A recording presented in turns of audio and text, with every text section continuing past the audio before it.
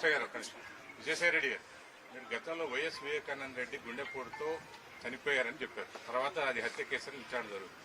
ఎప్పుడు అబద్దాలనే చెప్పననే మీరు దేవుడి మీద ప్రమాణ పూర్తిగా వివేకానంద రెడ్డి గారు గుండెపోటుతో చనిపోయారా, లేదు ఆయనది వేరే కారణంతో హత్య జరిగిందా?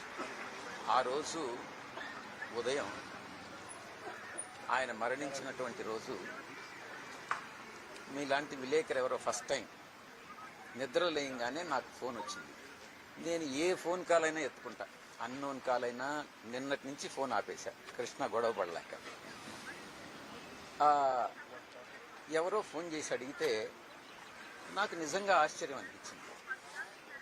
వివేకానంద రెడ్డి చనిపోవడం ఏంటి, గుండెపోటు ఏంటి, ఆయన సన్నగా చాలా హెల్తీగా ఉంటారే. ఇమ్మీడియట్గా పులివెందులకు ఫోన్ చేశారు. చేసి అడిగాను నేను అవినాష్ రెడ్డి గారు, అవినాష్ ఏం జరిగింది, ఇక్కడ విలేకరులు అడుగుతా ఉన్నారు ఏంటి అని. నాకు ఆ పక్కన ఉండేటటువంటి వ్యక్తి ఎవరో గుండెపోటు అని చెప్పి చెప్పారు. అదే నేను విలేకరులకు చెప్పాను. నేను చెప్పారు మొత్తం మీద ఫోన్, అప్పుడు అందరూ కూడా బిజీగా ఉండి ఉంటారు. మొత్తం మీద నేను ఫోన్ చేసినటువంటి మాట వాస్తవం. ఆ ఫోన్లో నాకు వచ్చినటువంటి ఇన్ఫర్మేషన్నే నేను విలేకరులతో షేర్ చేసుకున్నానే కానీ నేను అవినాష్ రెడ్డికి ఫోన్ చేసిన మాట వాస్తవం. ఆయన ఎవరికో ఫోన్ ఇచ్చిన మాట వాస్తవం, పక్కన ఎవరికో.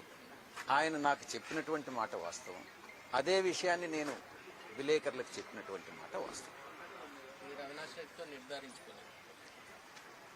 అవినాష్ రెడ్డి అక్కడే ఉన్నాడు, ఆ విషయం నాకు తెలుస్తా ఉంది, మీకు తెలుసు. నేను అవినాష్ రెడ్డికి ఫోన్ చేశాడని అంటే అక్కడే ఉండుంటాడు.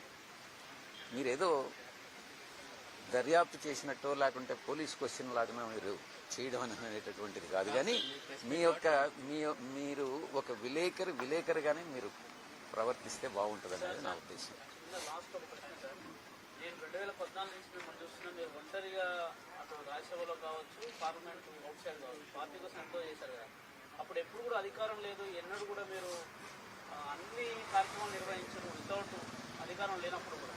కానీ ఇక ఎందుకు నేను నిర్వహించలేకపోతున్నా, నా ప్లేస్లో వేరే వాళ్ళు అయితే బాగుంటుందని ఇప్పుడు ఎందుకు అనుకోవడానికి వచ్చారు ఈ నెల 9 ఏళ్ళ ప్రయాణంలో? ఇప్పుడే చెప్పాను కదా, అబద్ధాలు చెప్పలేను. అబద్ధాలు చెప్పలేనప్పుడు తప్పుకోవాలి. అబద్ధాలు చెప్పలేకపోతే నిజాలు దాచిపెట్టచ్చు సార్, అవసరం లేదు. వెంకటేశ్వర స్వామి నన్ను శిక్షిస్తారు. నీలాంటి వాళ్ళు అసందర్భమైనటువంటి ప్రశ్నలు వేస్తే అబద్ధాలు చెప్పాల్సినటువంటి అవసరం ఏర్పడుతుంది. అవసరం ఏర్పడినప్పుడు అబద్ధాలు చెప్తే దేవుడు శిక్షిస్తాడు. కృష్ణ చెప్పాడు కాబట్టి చెప్పాల్సి. ఇంతవరకు ఇన్నిసార్లు వెంకటేశ్వర స్వామి కానీ దేవుడిని కానీ తలుచుకోలేదు, ఈసారి తలుచుకుంటున్నారు. ఎప్పుడు కూడా నేను దేవుడిని తలుచుకుంటాను. లాస్ట్ ఈడీలో చెప్పండి, నేను ఒక్కటే చెప్పా, కేవీ రావుని తిరుమలకి రమ్మని చెప్పండి.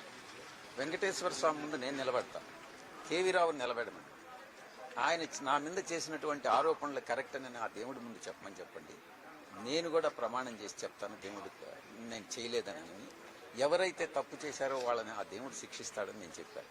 గతంలో చాలాసార్లు కూడా ఇటువంటి సందర్భాలు ప్రెస్ కాన్ఫరెన్స్లో చెప్పాను. అందుకే మీకు సగం తెలిసి సగం తెలియని ప్రశ్నలు అడగొద్దు.